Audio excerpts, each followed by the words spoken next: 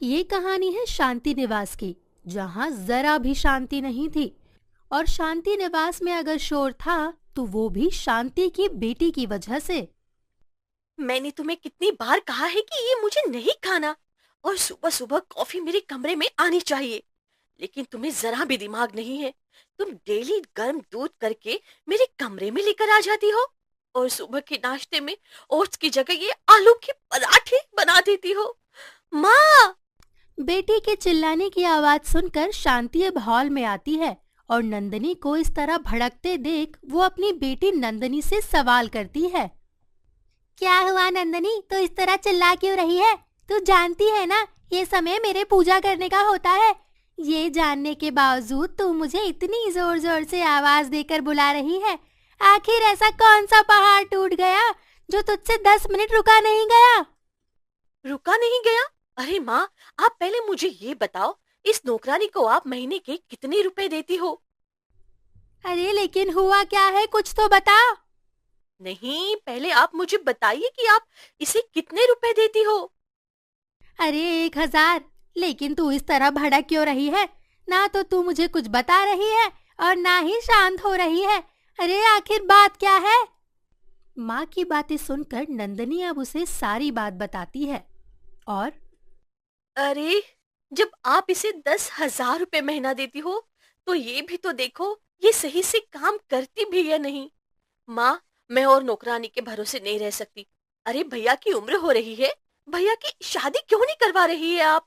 कम से कम भैया की शादी होगी तो इस घर में एक मुफ्त की नौकरानी आएगी जो मेरे काम कर सके, साथ में इस घर का अच्छे से ख्याल रख सके। नंदनी गुस्से में सारी बात बोल रही थी। तभी उसकी ये सारी बातें सुनते हुए रोहित, उसका भाई, उसके पास आता है।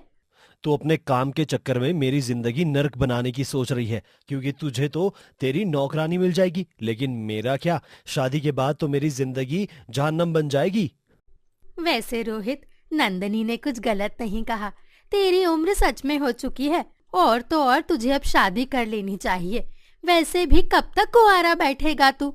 देख, मैं तो कहती हूँ अगर तुझे कोई पसंद है तो तू मुझे बता दे, और अगर नहीं पसंद हो तो भी बता दे।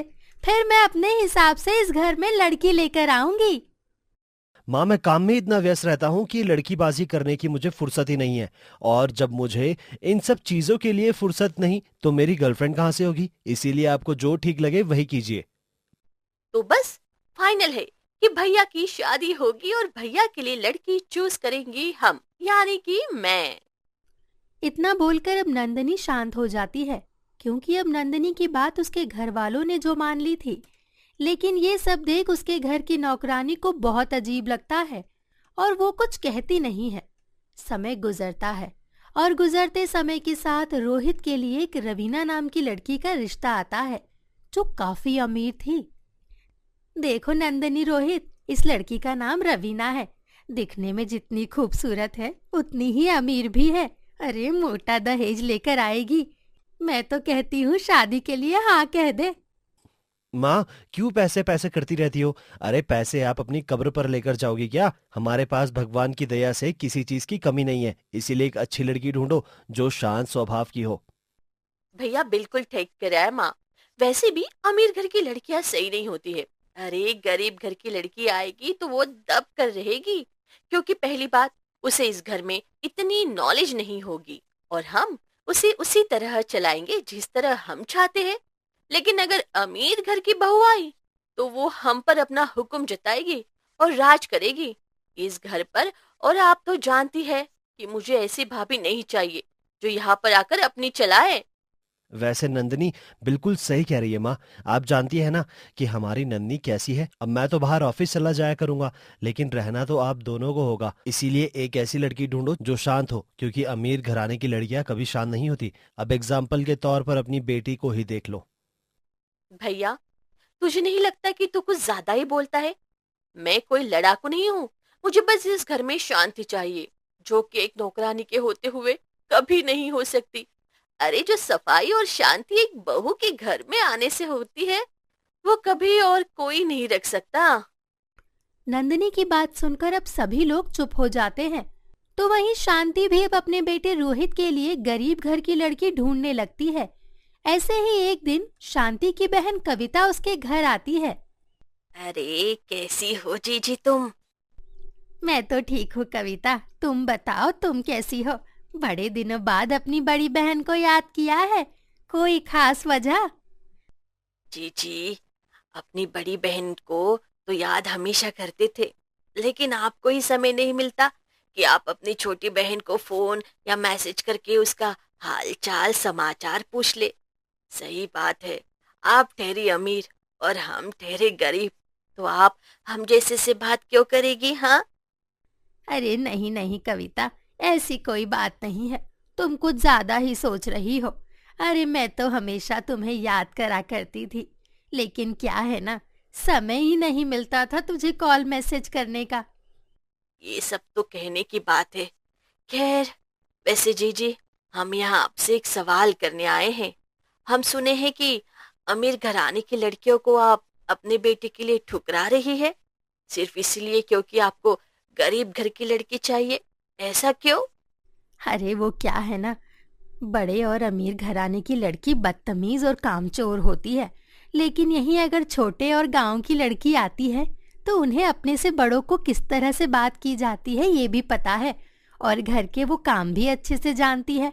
और अब तू तो जानती ही है कि मेरी तो उम्र हो रही है और मेरी बेटी कैसी है तुझे ये भी बहुत अच्छे से पता है। इसलिए सोच रही हूँ कि क्यों ना रोहित की शादी करवा दूं, लेकिन मुझे अमीर घराने की लड़की नहीं चाहिए। अगर ऐसी बात है जीजी, तो आप चिंता मत कीजिए। मेरे पास एक ऐसी लड़की है जिसे देख आप उसे पसंद भी कर लेंगे और उसे अपने घर की बहू बनाकर ही छोड़ेंगे। इतना बोलकर कविता अब अपने पर्स से एक फोटो निकालकर शांति के हाथ में थमाती है, और जब शांति उस फोटो को देखती है तो उसके चेहरे पर एक मुस्कान आ जाती है। कविता, सच में ये लड़की तो बहुत खूबसूरत है। अरे कौन है ये? जीजी, ये मेरी ननद की भाभी की लड़की है। ये गरीब घर से भी है और संस्कारी भी। भाई मुझे तो ये लड़की पसंद है, अब तू जल्दी से इस लड़की से मेरे बेटे रोहित की बात चला दे। वो सब तो ठीक है जीजी, लेकिन मैं आपको शादी से पहले ही एक बात बता देती हूँ। ये लड़की भले ही गाय है और भले ही सुंदर है, लेकिन ये दहेज में कुछ नहीं देंगे, क्योंकि ये बहुत गरीब परिवार से है। और तो और इसके पीछे 3 और बहनें हैं इसकी। कविता ये बात बोल ही रही होती है कि इतने में नंदनी वहां आती है। अरे मौसी जी, आप चिंता क्यों कर रही हो? अरे हमने कब कहा कि हमें दहेज चाहिए? हमें तो एक ऐसी लड़की चाहिए जो हमारे घर को घर बना कर रखे। क्यों माँ, मैं सही कह रही हूँ ना? वैसे भी भैया ने कहा है उन्हें कोई अमीर नहीं बल्कि बस मामूली घर की लड़की ही चाहिए। नंदनी, अरे बिल्कुल सही कह रही है कविता, अब तू जल्दी से इस लड़की से मेरे बेटे के लिए बातचीत चला। शांति की बात सुनकर कविता भी खुश हो जाती है और अगले ही दिन वो पूजा के घर जाती है रोहित का रिश्ता लेकर, और इस तरह बहुत जल्द पूजा और रोहित का रिश्ता पक्का हो जाता है। समय गुजरता है और गुजरते समय के साथ पूजा और रोहित की शादी हो जाती है, और इस तरह पूजा और रोहित दोनों ही एक पवित्र बंधन में बंध जाते हैं। शादी के बाद पूजा अपने ससुराल की जिम्मेदारियां बखूबी संभालती है, लेकिन कौन जानता था कि उसकी जिम्मेदारियां न सिर्फ ससुराल बल्कि उसकी ननद के पर्सनल कामों की भी होगी। लेकिन जहां उसके सर पर इतनी जिम्मेदारी थी, तो वहीं पूजा की सास उसे काफी प्यार करती थी, क्योंकि पूजा जितनी सीधी थी उतनी ही कामकाजी भी थी। ऐसे ही एक दिन नंदनी पूजा के पास आती है। भाभी, आज मेरा खीर खाने का मन कर रहा है, क्या आप मेरे लिए खीर बना दोगी? लेकिन नंद जी, मैंने तो खाना बना दिया है। अगर आपको खीर खाना था तो मुझे पहले बता देती ना। एक काम करती हूँ, मैं आपके लिए शाम को खीर बना देती हूँ। आप फिलहाल ये खाना खा लीजिए। रहने दीजिए भाभी, आपसे तो कुछ कहना ही बेकार है। अरे अगर आपने खाना बना दिया है तो इसमें कौन सी बड़ी बात है? अरे खीर तो ऐसी चीज है जो सुबह शाम 2 टाइम खाई जा सकती है। पर जब मैं इस घर में आई तो माँ जी ने मुझे कहा था कि इस घर में सिर्फ उतना ही खाना बनेगा जितने की जरूरत होगी। अगर मैंने ज्यादा खाना बना दिया तो माँ जी मुझ पर गुस्सा करेगी। पूजा की बात सुनकर नंदनी को गुस्सा आ जाता है और वो गुस्से में अपनी भाभी को खरी खोटी सुनाने लगती है। माफ करना भाभी, लेकिन हमने जो सोचा था आप बिल्कुल भी वैसी नहीं है। अरे, हमने सोचा था कि आप गरीब घर से है तो हमारी सारी बात मानेगी, यानी कि मेरी। और सच कहूँ तो भैया और माँ ने भी आपको सिर्फ इसीलिए हाँ किया क्योंकि हम इस घर के लिए बहू नहीं बल्कि एक नौकरानी चाहिए थी। शुरुआती दौर में तो आप बखूबी हमारी बात मानती थी, लेकिन समय के साथ अब आप टेढ़ी होती जा रही है भाभी। नंदी जी, ये आप क्या कह रही है? माना मैं गरीब घर से हूँ और मेरा ससुराल अमीर है, पर इसका मतलब ये नहीं कि आप कुछ भी बोलेंगे। ससुराल में आकर हर लड़की को अपना ससुराल संभालना होता है और मैंने भी ऐसा ही किया। लेकिन इसका मतलब ये भी नहीं कि घर की बहू हर इंसान की पर्सनल नौकरानी बनकर रहे। ये घर मेरा भी है, इस घर पर मेरा भी उतना ही अधिकार है जितना आपका है। तो आप मुझे इस तरह नौकरानी नहीं बोल सकती। बहुत कैंची की तरह जुबान चल रही है भाभी आपकी। शायद आप ही भूल रही है कि आपको भीख मंगे घर से उठाकर हम यहाँ इसलिए नहीं लेकर आए ताकि आप हमें मुंह लगे और हमें जवाब दे सके, बल्कि हम आपको यहाँ इसलिए लेकर आए हैं कि हमारे यहाँ आप शांति बनाए रखें। और रही खीर बनाने की बात, तो नहीं खाना मुझे आपके हाथ की खीर। अरे, मैं तो बस ये देखना चाह रही थी कि आप करती क्या है। मुझे क्या, मैं तो बाहर से मंगवा कर खा लूंगी, लेकिन मैं अब आपकी औकात देख ली है मैंने। इस तरह नंदनी अपनी भाभी को खरी खोटी सुनाकर वहां से निकल जाती है। लेकिन नंदनी की जुबान पूजा के दिल को घायल कर जाती है और वो अपने कमरे में जाकर फूट फूट कर रोने लगती है। तभी वहां रोहित आता है और पूजा को इस तरह रोता देख उससे पूछता है। क्या हुआ पूजा, तुम इस तरह क्यों रो रही हो? रोहित का सवाल सुनकर कहीं ना कहीं पूजा का दिल कहता है कि उसे वो सारी बात बता दे, लेकिन वो नहीं बताती क्योंकि रोहित अपनी बहन से बहुत प्यार करता था और वो नहीं चाहता था कि उसकी बहन की कोई भी शिकायत करे। सिर्फ इसलिए पूजा जहर का घूंट पीकर रोहित से झूठ बोल देती है।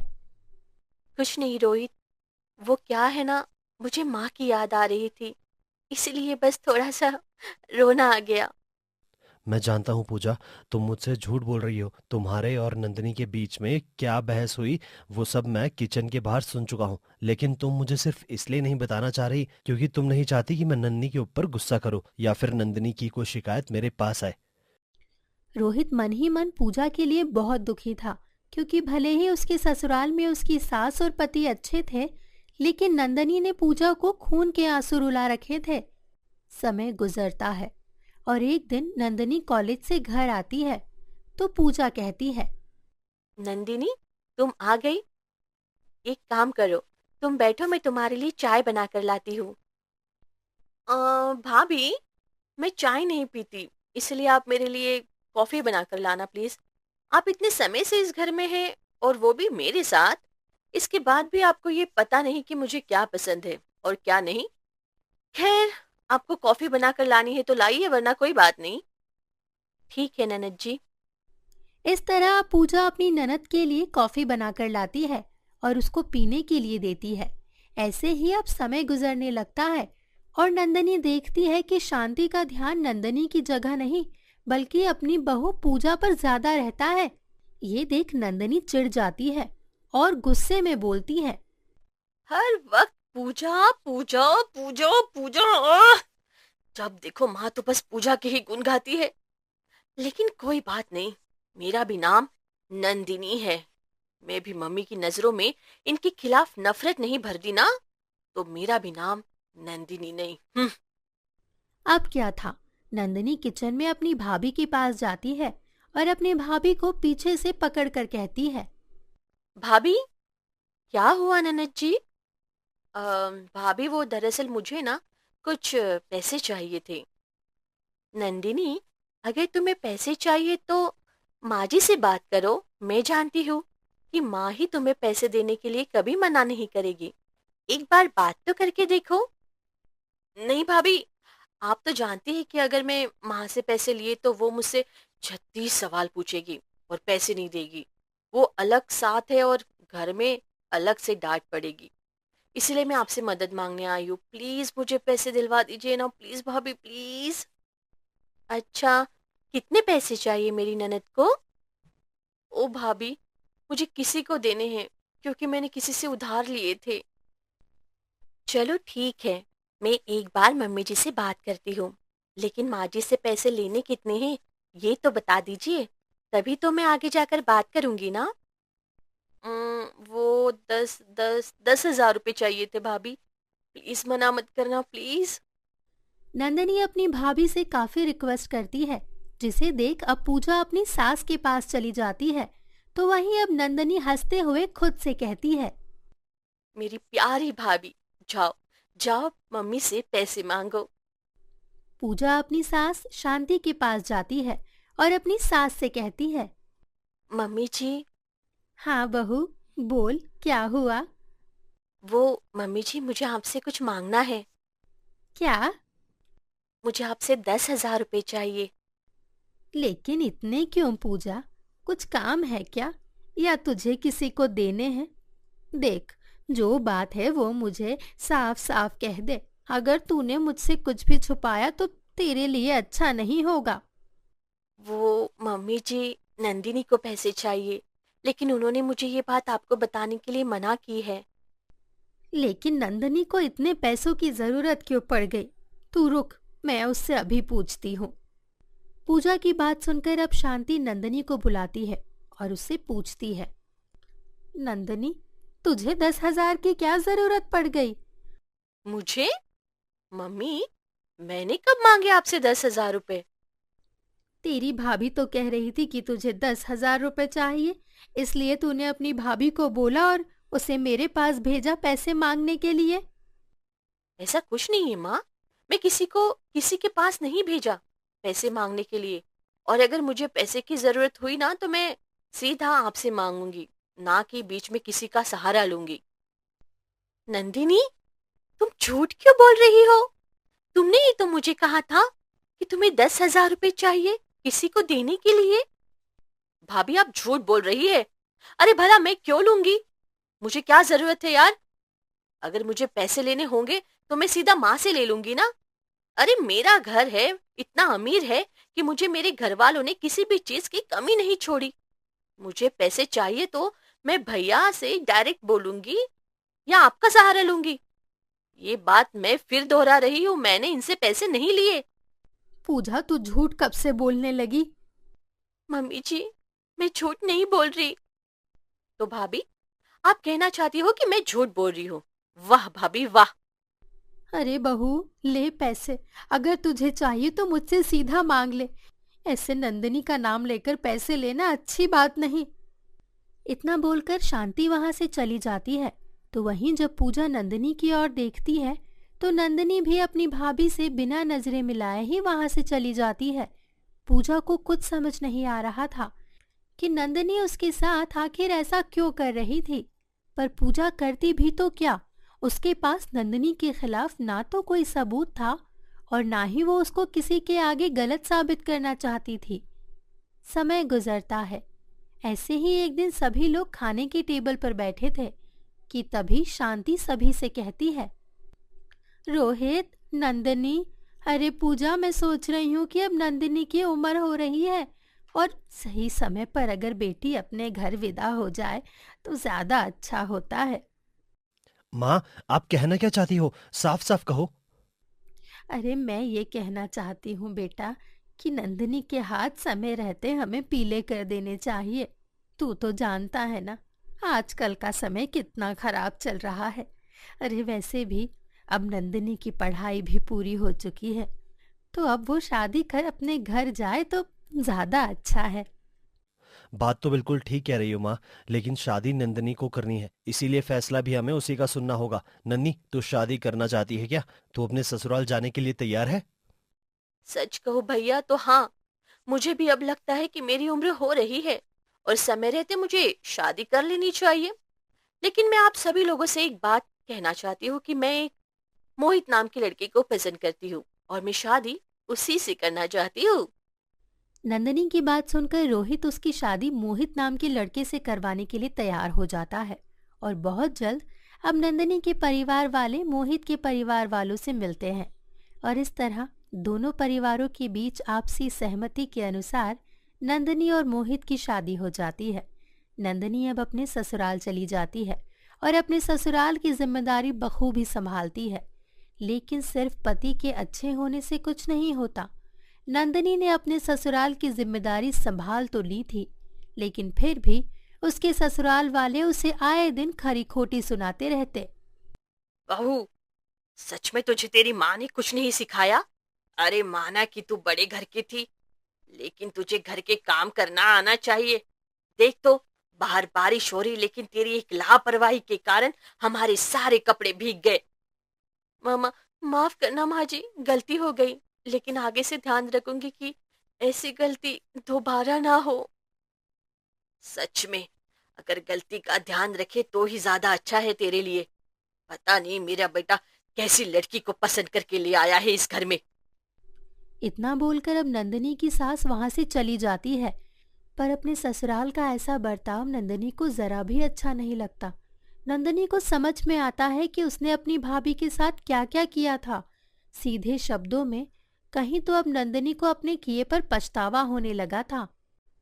सही कहते हैं लोग, ये कलयुग है और यहाँ ना तो कोई स्वर्ग है और ना ही नरक। हम जैसे कर्म करते हैं, हमें वैसे ही कर्मों की सजा इस धरती पर मिलती है।